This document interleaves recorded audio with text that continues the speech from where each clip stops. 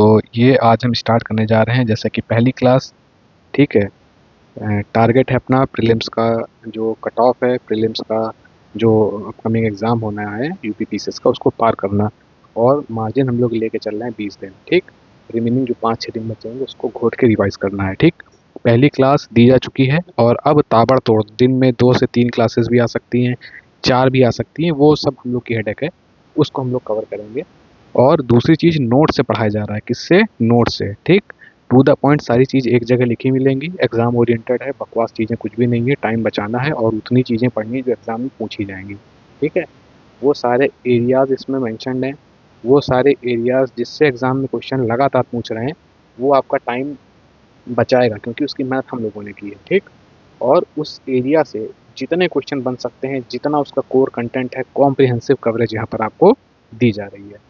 तो जुड़े रहिए, सब्सक्राइब कीजिए, टेलीग्राम से ज़रूर जुड़िए। ठीक है। और यहाँ पर आपको सब कुछ मिलने जा रहा है। ठीक। और आपको बता दें कि बहुत ही नॉमिनल चार्ज रखा गया है, सिर्फ 100 रुपीज़। ये आप समझ लीजिए, सिर्फ 100 रुपीज़। मेहनत आपको नीचे दिख रही है, पहली क्लास आप देख सकते हैं। सिर्फ 100 रुपीज़ चार्जेस रखे गए हैं। उसके पीछे आप भी समझ सकते हैं कि 100 रुपीज़ मतलब एकदम नॉमिनल है, नथिंग है। लेकिन इस 100 रुपीज़ में जो कि कुछ नहीं है, जब आप 20 दिन क्लास करके देखेंगे ना, कुछ मत कीजिए। आप सोते वक्त ईयरफोन लगा करके सुनते चले जाइए। नोट्स इसमें मिलेंगे, उसको एक सरसरी नज़र से देखते चलिए, सब आपके दिमाग में सेट करा दिया जाएगा। ठीक है। बहुत ज़बरदस्त मेहनत है इसमें। ये देखिए, आपको ये सिर्फ एक दिन का कंटेंट है। अभी ऐसे ही इसमें मतलब डाला नहीं है, वैसे डे वाइज डालेंगे वरना दिक्कत हो जाती है। ये देखिए, एक दिन का कंटेंट है ये, और पूरा कंप्लीट कवरेज है, ए टू जेड। कुछ बचेगा नहीं, मैपिंग हो चाहे कुछ भी हो, सब मिलेगा आपको। कहीं जाना नहीं है, कहीं दिमाग नहीं लगाना है। आप लोग के लिए पूरी मेहनत हम लोग कर चुके हैं, पूरी एनालिसिस कर चुके हैं, सब कुछ हम लोग खुद कर चुके हैं। आप लोग को कहीं कुछ नहीं जाना है। और इसके बाहर से क्वेश्चन नहीं पूछेगा, पूछेगा तो वो कोई नहीं कर पाएगा। ठीक। और जो आना है वो यहीं से आएगा, इसलिए इसको कई बार रिवाइज कीजिए। ठीक है। Revision is the key to success. इसको आप रिवाइज जितना करेंगे आपका गलत नहीं होगा। और एक एक लाइन इंपॉर्टेंट है, ये समझ लीजिएगा। छोड़ने की गलती बिल्कुल मत कीजिएगा। खुद ही इतना क्रिस्प बनाया गया है कि आपको एक्स्ट्रा कुछ दिया ही नहीं गया। तो चलिए स्टार्ट करते हैं। बहुत हो गया इंट्रोडक्शन, 2 मिनट निकल चुके हैं। ठीक है। तो ये आपको पहली वीडियोज़ में यहाँ तक बता दिया गया है। क्या है? 253 के बारे में, 245 के बारे में, मोस्ट इंपॉर्टेंट है। इंटर स्टेट काउंसिल के बारे में हम जान लेते। बस बस बस बस इतना ही जानना है जितना इसमें लिखा है। ठीक। इसके अलावा अगर आप जानने के प्रयास करते हैं तो आप अपना समय व्यर्थ करते हैं। बिल्कुल नहीं पढ़ना है इसके अलावा। 2 पेज का लक्ष्मीकांत में है, 2.5-3 पेज कुछ नहीं देखना है, बस इतना जितना लिखा है सारा एक जगह लिख दिया है। सरकारी कमीशन कहीं दिख जाए, सीधे टिक मार देना है कि इन्होंने इंटर स्टेट काउंसिल का गठन की सिफारिश की थी। पहला पॉइंट, सरकारी कमीशन कहीं दिख जाए, इंटर काउंसिल कहीं दिख जाए, फटाक से मिला दो, टिक मार दो। ठीक है। आर्टिकल की बात करें तो भैया 263 आर्टिकल है। ठीक। किसके द्वारा? प्रेसिडेंट के द्वारा। अब 3 पॉइंट निकल के आ गए हैं। पहला, Sarkaria committee, inter state council. दूसरा, आर्टिकल 263 और बाई प्रेसिडेंट। ठीक है। सेटअप करता है कौन? By president. ये इनकी सिफारिश थी और इनके द्वारा किया गया था। राष्ट्रपति उसको सेटअप किया, मतलब इनकी सिफारिश थी सरकारी कमीशन की, इंटर स्टेट काउंसिल की, आर्टिकल 263। ठीक है। अब देखो members, very important question, statement base में डाल के पूछ सकता है, दिमाग में बैठा लेना है। पहला, पीएम होना चाहिए। ठीक। पीएम क्या होगा? यहाँ का चेयरमैन होगा, जाहिर सी बात है। ठीक है। दूसरा, सभी स्टेट के सीएम होंगे। पीएम सीएम, दो चीज याद हो क्या? ऑल स्टेट के सीएम और हमारे देश का पीएम। ठीक है। तीसरा, यूनियन टेरिटरीज। ठीक। Having legislative assemblies. Union territories में आई थिंक अगर गलत नहीं तो दिल्ली और पुडुचेरी, 2 ऐसी यूनियन टेरिटरीज हैं जहाँ पर लेजिस्लेटिव असेंबली है। ठीक है। ये भी क्वेश्चन बन जाता है। तो भैया पीएम होंगे और सभी राष्ट्र के सीएम साहब होंगे, और यूनियन टेरिटरीज के सीएम होंगे जहाँ पर लेजिस्लेटिव असेंबली होगी। ठीक। और देखो, वो जहाँ पर सीएम नहीं होंगे, या सॉरी, वो जहाँ पर लेजिस्लेटिव असेंबली नहीं होगी, वहाँ पे कौन होगा? यूनियन टेरिटरीज, वहाँ पे एडमिनिस्ट्रेटर्स होंगे। ठीक है। और गवर्नर होंगे कहाँ के? जहाँ पर प्रेसिडेंट रूल लगा होगा जिस स्टेट में, वहाँ के। मतलब सब स्टेटमेंट दे देगा बना के कंफ्यूज करने के लिए, तो आप लोग इसी में नाचते रह जाओगे। ठीक है। तो गवर्नर रहेंगे स्टेट के, जहाँ पे प्रेसिडेंट रूल हो रहा होगा वहाँ पर गवर्नर भी इसमें शामिल हो जाएंगे। ठीक है। 6 सेंट्रल कैबिनेट मिनिस्टर होंगे including home minister to be nominated by PM, 5 ministers of cabinet rank minister of state independent charge, स्वतंत्र प्रभार वाले, एंड नॉमिनेटेड बाई चेयरमैन, ठीक है, that is PM, are permanent invitees to the council. ठीक, बस इतना देखना है। चलिए फिर से बता देते हैं क्या क्या है। मोस्ट इम्पॉर्टेंट है, दिमाग में घुसना इम्पॉर्टेंट है पढ़ने से ज़्यादा, कि पढ़ाने को तो हम 25 पेज का कंटेंट बनाए हैं, फटाक से रीड करके चले गए, आपको देने छोड़ो, लेकिन उसमें मज़ा नहीं आएगा। मज़ा तब आएगा जब आपके दिमाग में घुसा दें, ठीक, और तेज़ स्पीड पकड़ेंगे। अभी 1 2 3 क्लास स्लो स्लो चलेंगी, उसके बाद फिर तेज़ स्पीड पकड़ेंगे। ये मान के चलेंगे कि थोड़ा बहुत आपने थोड़ा बहुत पहले से पढ़ रखा होगा, ज़्यादा नहीं तो कम से कम ये मान के तो चल ही सकते हैं कि 10-20% तो आप लोगों ने तैयारी की होगी। CAT, one day exam, SSC, bank, PO कुछ आपने तैयार किए हो, ये मान के बेसिक चल रहा है। तो भैया पीएम होंगे, सीएम होंगे उन राज्य में जहाँ लेजिस्लेटिव असेंबली है वहाँ के सीएम होंगे, जहाँ पे लेजिस्लेटिव असेंबली नहीं उन यूनियन टेरिटरीज के एडमिनिस्ट्रेटर होंगे, गवर्नर होंगे जहाँ पे प्रेसिडेंट रूल लगा होगा, ठीक है। 6 होंगे सेंट्रल कैबिनेट मिनिस्टर्स होंगे, ठीक है, होम मिनिस्टर को मिला करके, और 5 होंगे स्वतंत्र प्रभार वाले मंत्री। आर्टिकल 263 रिलेटेड है, मैचिंग में दे देगा, फाइनेंस कमीशन दे देगा, आर्टिकल 263 दे देगा और कह देगा मिलाओ। तो आर्टिकल 263 है, बाई प्रेसिडेंट है, सरकारी कमीशन है, ये सारे पॉइंट्स आपको याद करने हैं। इसके अलावा आपको कुछ भी दिखे फाड़ के फेंक देना है, सब बकवास, तो कुछ नहीं पूछा जाएगा इंटरेस्टेड काउंसिल में, उसके अलावा कुछ भी नहीं पूछा जाएगा, ठीक है। दूसरा देखो, हाँ अब देखो ये भी क्वेश्चन पूछा जा सकता है कि सेंट्रल और स्टेट रिलेशन किस किस से, कौन कौन सी कमिटीज हैं जो रिलेटेड हैं, 1 2 1 and 2 only 1 1 2 3 all none of the above, है ना। तो ऐसे में क्या है भैया, सरकारी कमीशन ये इसी को लेकर के है। सेंट्रल और स्टेट कमीशन की बात की जाएगी तो सरकारी कमीशन है। पंछी कमीशन भी आप दिमाग में बैठा लो कि इसके लिए आता है, तो जैसे पंछी कमीशन पूछ ले, सरकारी तो इम्पोर्टेंट है ही है, पंछी भी पूछ सकता है। कब भैया, 2007 में, 27 अप्रैल 2007 में इसका गठन हो गया था। किस लिए हुआ था, सेंटर और स्टेट के रिलेशन के लिए हुआ था, ठीक।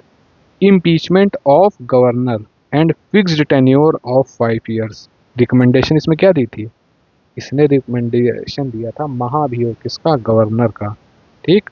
और फिक्स टाइम शेड्यूल दिया था कि भैया इनका फिक्स शेड्यूल कर दो 5 साल का। पंछी कमीशन, सोच लो, मतलब एकदम ट्रिक, मान लो कि पंछी एकदम पंछी बना दिया उसने गवर्नर साहब को, ठीक, कि इनका भी महाभियोग कर डालो और इनका टर्म फिक्स कर दो कि इनका 5 साल का ही इनका टेन्योर है। और 27 अप्रैल 2007 में इसका गठन हुआ था, ठीक। इसके साथ हम क्या एक चीज़ रिकॉल करते चलेंगे, सरकारी कमीशन, ठीक। कौन सा आर्टिकल किस चीज़ से रिलेटेड था, इंटर स्टेट काउंसिल से रिलेटेड था। और ये किस आर्टिकल के तहत था, 263, ठीक। प्रेसिडेंट याद रखना है, ठीक। सीएम याद रखेंगे, चेयरमैन पीएम होता है। यूनियन टेरिटरीज जहाँ पर स्टेट लेजिस्लेटिव असेंबली होंगे लाइक दिल्ली एंड पौडीचेरी, वहाँ के सीएम इंक्लूड होंगे। जहाँ पर लेजिस्लेटिव असेंबली इंक्लूड नहीं होगी वहाँ पर हमारे एडमिनिस्ट्रेटर्स इंक्लूड होंगे। 6 सेंट्रल स्टेट के मिनिस्टर्स होंगे जिसमें होम मिनिस्टर भी शामिल होगा। और 5 कबड्डी मिनिस्टर्स होंगे कैबिनेट रैंक के, स्वतंत्र प्रभार वाले, इंडिपेंडेंट चार्ज वाले, ठीक है। और पंछी कमीशन तो बता ही दिया आपको, सेंटर और स्टेट का रिलेशन। और 27 अप्रैल 2007 गवर्नर को भैया पंछी बनाने की बात की गई थी, 5 साल का टेन्योर फिक्स करने की बात की गई थी। आगे चलते हैं, मतलब देखो इसमें ना, मतलब बस आपको रटते जाना एक एक लाइन। ये समझ लीजिए कि एक आपको नोटबुक दी जा रही है जिसमें ये कहा जा रहा है कि सारी लाइनें आपको रट डालनी है। पार्लियामेंट आ रहा है, पार्लियामेंट में हम रिवर में चले जाएं, हम पर्यायवाची बढ़ाने लगे, हम कुछ भी इसमें आपको जो पढ़ा रहे हैं वो आपको रटते चले जाना आंख बंद करके, ठीक। हम हो सकता है पार्लियामेंट के बाद अभी घुस जाएं हिस्ट्री में, घुस जाएं यहाँ पे हिस्ट्री आपको बताने लगे, ठीक है। हो सकता है आपको हम इकोनॉमी बताने लगे, जो जैसा लाइन से लिखा हुआ है वो वैसा आपको दिमाग में रटते चलना है। बिल्कुल दिमाग जितना लगाना था आपने सालों लगा लिया, अब सालों साल, अब आपको बस जैसा कराया जा रहा घोट के पीते चलना है। पार्लियामेंट की बात करते हैं, ठीक। बात क्या करते हैं, मतलब पार्लियामेंट टॉपिक के अंदर हम घुस चुके हैं। आर्टिकल 108 की बात करेंगे, क्या होता है, joint sitting of Lok Sabha and Rajya Sabha, दोनों हाउसेज की जॉइंट सिटिंग की बात करता है, ठीक है। अच्छा, अब देखिए क्वेश्चन आता है जॉइंट सिटिंग के बारे में पूछ लेगा तो आर्टिकल दे देगा, ऑप्शन टिक करो भैया, 108 पे मार देना। क्या ये प्रेसाइडेड कौन करता है भैया, स्पीकर ऑफ लोकसभा इस पे प्रेसाइड करता है, इसे बैठता है, बैठक लेता है ना, मुखिया जो होता है। और अगर ये एब्सेंट है तो डिप्टी स्पीकर ऑफ लोकसभा हो जाएगा। भैया अगर ये एब्सेंट है तो डिप्टी चेयरमैन ऑफ राज्यसभा हो जाएगा। समझ रहे हैं बात को, मतलब जो जॉइंट सिटिंग होती है पार्लियामेंट में बोथ दी हाउसेस की, वो आर्टिकल 108 के अंतर्गत होती है। Presided by chairman of Lok Sabha, sorry presided chairman Lok Sabha नहीं होता है, स्पीकर होता है, चेयरमैन राज्यसभा में होता है। प्रेसाइडेड कौन होगा? By speaker of Lok Sabha. ये एब्सेंट है तो इसके नीचे पद क्या है? Deputy speaker of Lok Sabha. अब भैया डेप्टी स्पीकर भी सपोज बीमार पड़े हैं उस दिन नहीं आ सकते, तो deputy chairman of Rajya Sabha. Confusion में यहाँ दे देगा आपको चेयरमैन ऑफ राज्यसभा, यहाँ दे देगा चेयरमैन ऑफ राज्यसभा, टिक मार के चले आएंगे, नहीं करना है। ठीक है, स्पीकर ऑफ लोकसभा इसको प्रेसाइड करेगा, वो एब्सेंट है तो डेप्टी स्पीकर लोकसभा आएगा, वो एब्सेंट है डेप्टी चेयरमैन ऑफ राज्यसभा आएगा, चेयरमैन नहीं आएगा, याद रखना। अगेन सरकारी कमीशन के बारे में कुछ पॉइंट महत्वपूर्ण मिल चुका है इसलिए यहाँ पर मेंशन है। क्या बताया था? Central state relation. क्या बताया था? ये इंटर स्टेट काउंसिल की इसने रिकमेंडेशन दी थी। ठीक है, और देखो इसका गठन कब हुआ था सरकारी कमीशन? 1983। और अगर वही पूछ ले पंछी कमीशन का गठन कब हुआ था तो आप क्या बताओगे? 27 अप्रैल 2007 है ना। पंछी कमीशन तो ये 1983 था। चेयरमैन इसके कौन थे भैया? नाम जिसका नाम वैसा काम, सरकारी RS जस्टिस RS सरकारिया इसके चेयरमैन थे। ठीक है, और भैया इसका गठन 1983 में हुआ था और रिपोर्ट सबमिशन हुई थी इसकी 4 साल बाद अक्टूबर 87 में। इतनी चीज़ आपको बेसिक पता होना चाहिए। ठीक है, अब देखिए एकदम रट डालना है, मतलब ये बहुत इंपॉर्टेंट, नीचे जो लिखा है कंफ्यूजिंग है, सरल कर दिया जाएगा बट बहुत इंपॉर्टेंट है। देखिए, हाँ, एक बिल है, ठीक, वो लोकसभा में पेंडिंग है। समझिए स्टेटमेंट बेस्ड क्वेश्चन आते ही आते हैं, घूम फिर के स्टेटमेंट में करेक्ट द फॉलोइंग में मतलब कौन सा सही है कौन सा गलत है, रीजन असर्शन में घुमा फिरा के आपको चिपका देगा, पक्का है। एक बिल है जो लोकसभा में पेंडिंग है, ठीक, और पास्ड बाय लोकसभा, या तो लोकसभा में पेंडिंग है या तो लोकसभा ने उसको पास कर दिया है। एंड कहाँ पे पेंडिंग है? राज्यसभा में। तो क्या होगा? Lapses on dissolution of Lok Sabha. समझिए बात को, a bill pending in Lok Sabha, ठीक, और pass in Lok Sabha and pending in Rajya Sabha, lapse हो जाता है ऑन डिसोल्यूशन ऑफ लोकसभा। मतलब एक बिल है जो कि या तो राज्यसभा में पेंडिंग है, सॉरी लोकसभा में पेंडिंग है, या फिर लोकसभा ने पास तो कर दिया, पहुंचा राज्यसभा के पास और राज्यसभा के पास पेंडिंग पड़ा है, बट तब तक लोकसभा डिसॉल्व हो गई, तो वो बिल क्या होगा? पास हो पाएगा कि नहीं? वो बिल हो जाएगा lapse. Very very very important, कि ये समझ लीजिएगा, लोकसभा में पेंडिंग था, बात ही खत्म हो गई। लोकसभा में पेंडिंग है तो राज्यसभा में गया नहीं, मान ली लोकसभा में पेंडिंग है, लोकसभा ही डिसॉल्व हो गई तो काम खत्म हो गया, कोई मतलब ही नहीं इस सेंस का। अब लोकसभा ने पारित कर दिया, राज्यसभा के पास पहुंचा, राज्यसभा में पेंडिंग पड़ा था और तब तक लोकसभा डिसॉल्व हो गई, तो वो बिल क्या होगा? केस नंबर 1 लैप्स हो जाएगा। केस नंबर, और आर्टिकल क्या है? 107 सब क्लॉज 5। इतनी चीजें याद रखनी जो सर्किल करना है।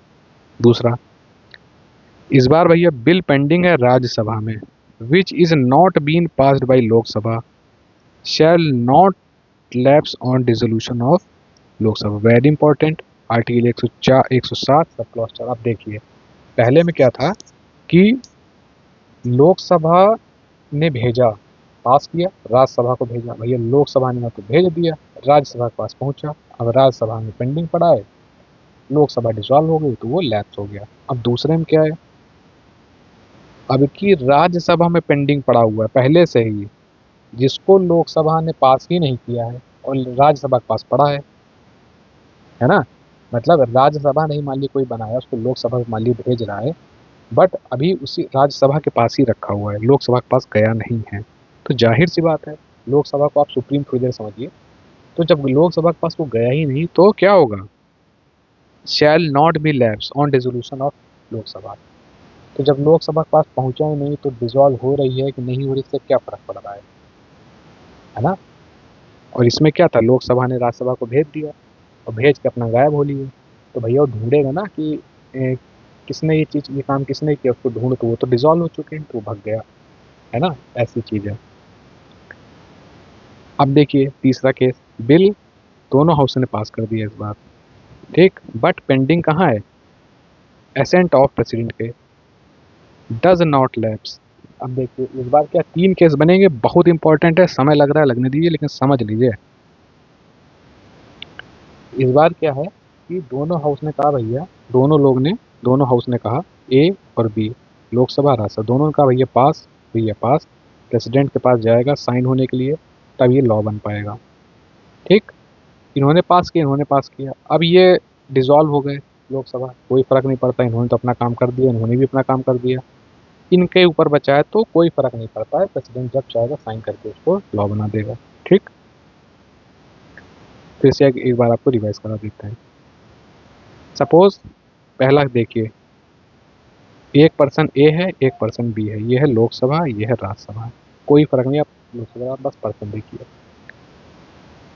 इसने पास कर दिया, इसने कहा पास, इसने कोई काम कर दिया, इसने एक कागज पे साइन कर दिया, एक्स वाई जेड मान ली कोई ऑफिसर, इसने एक कागज पे साइन कर दिया, इनके पास पहुंचा, बी के पास यानी राज्यसभा के पास पहुंचा। अब ये कागज इनके पास रखा है, ये कागज से काम कराने जा रहे हैं आगे कि हाँ भैया ये काम हो जाए। आगे गए तो उसने क्या किया, ये मान ली सपोज गए डीएम के पास। ठीक, तो इसने कहा भैया जिसने साइन किया है वो तो अब रहे नहीं, वो क्या हो गया डिसॉल्व, तो भैया या तो इनको बुला के लाओ, कैसे इस पे साइन कर दिए, किस तथ्य पे, मुझे इनसे बात करनी है, क्या देख के इन्होंने उसको साइन किया है, क्या इनको लगा इस चीज़ में साइन करने के लिए। तो आप कहाँ ढूंढ पाओगे इनको, कहाँ, ही तो अंडरग्राउंड हो गए, डिसॉल्व हो गए। तो डीएम साहब क्या करेंगे, बिल्कुल लैप्स कर देंगे, वही चीज़ है lapse on dissolution of Lok Sabha. दूसरे में क्या है, राज्यसभा में पेंडिंग है और not been passed by Lok Sabha, Lok Sabha ने पास ही नहीं किया, मतलब इन महान भावों ने पास ही नहीं किया, तो कोई मतलब ही नहीं है। ठीक, शैल नॉट बी लैप्स। और तीसरे में क्या है, भैया दोनों ने पास कर दिया है लेकिन प्रेसिडेंट के कंसेंट के लिए वो पड़ा हुआ है, तो पड़ा रहेगा जब तक प्रेसिडेंट चाहेगा, उसमें डिसॉल्व का इसका कोई लेना देना नहीं, प्रेसिडेंट जब चाहेंगे साइन करके लॉ बना देंगे, तो लैब साइन करेगा।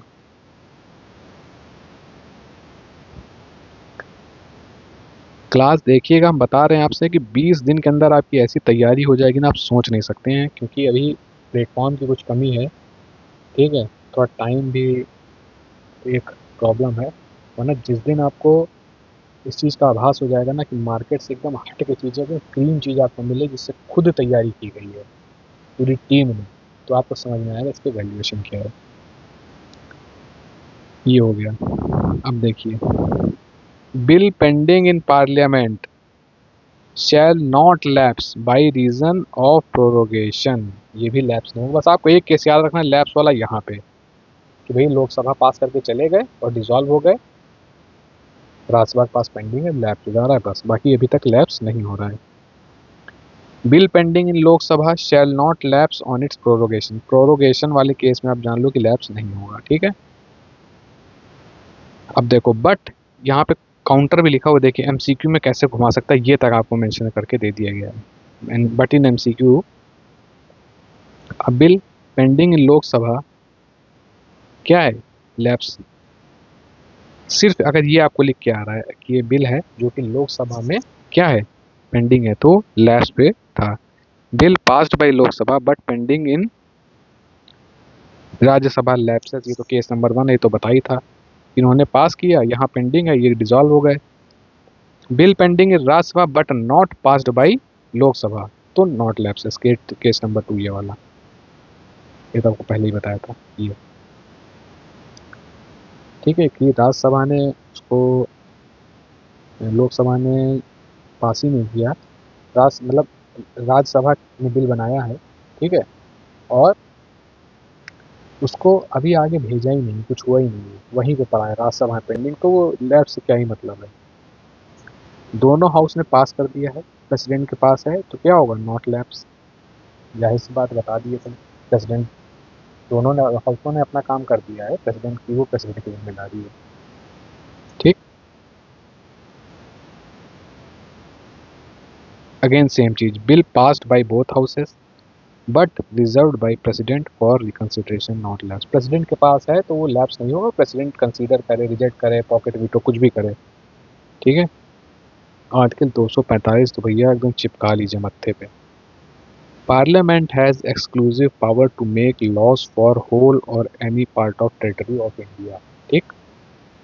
Parliament has power to legislate against any Indian subject resident their property situated anywhere in the world only and only if India has signed extradition treaty with that country, otherwise not possible. ठीक है, मतलब एक तो कि exclusive power है to make laws for whole और any part of territories, और दूसरा parliament has a power to legislate against any Indian subject, ठीक, जो कि रेसिडेंट हो या फिर कहीं भी पूरे विश्व में कहीं भी रेसिडेंट हो, अगर इंडिया ने एक्स्ट्राडिशन ट्रीटी कर दी है तो, अदरवाइज नहीं।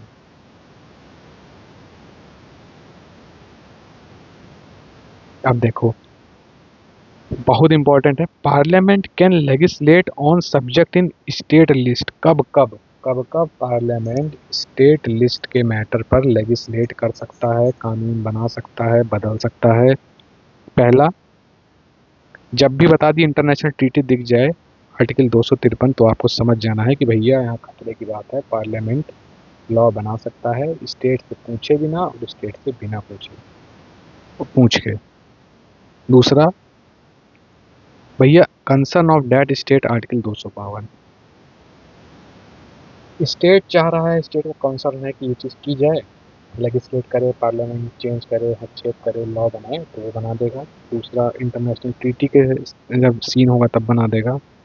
प्रेसिडेंट रूल जब लगेगा स्टेट पे तब बना देगा। If Rajya Sabha passes resolution by 2/3 majority, ठीक, present and voting in national interest, article 249, इसलिए बहुत इंपॉर्टेंट है। एक तो मान चलिए कि 245 से लेकर के 255 तक के आर्टिकल आपको रट लेंगे, मोस्ट इंपॉर्टेंट है, वेरी इंपॉर्टेंट, पूछा ही जाता है घुमा के, थोड़ा सा ट्रिकी होता है, क्वेश्चन गलत होते हैं, लेकिन वो गलत।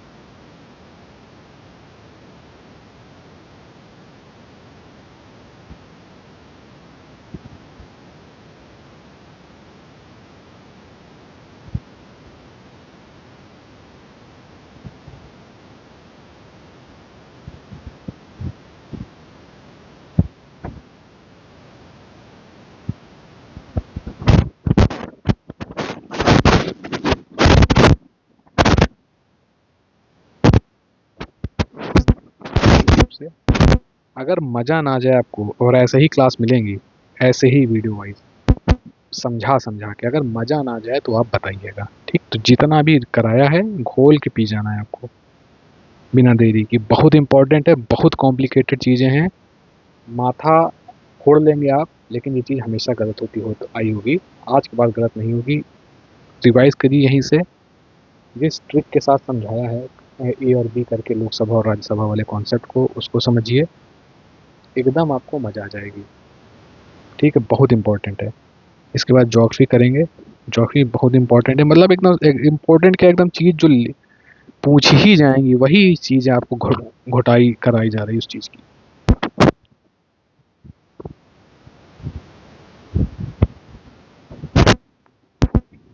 सारी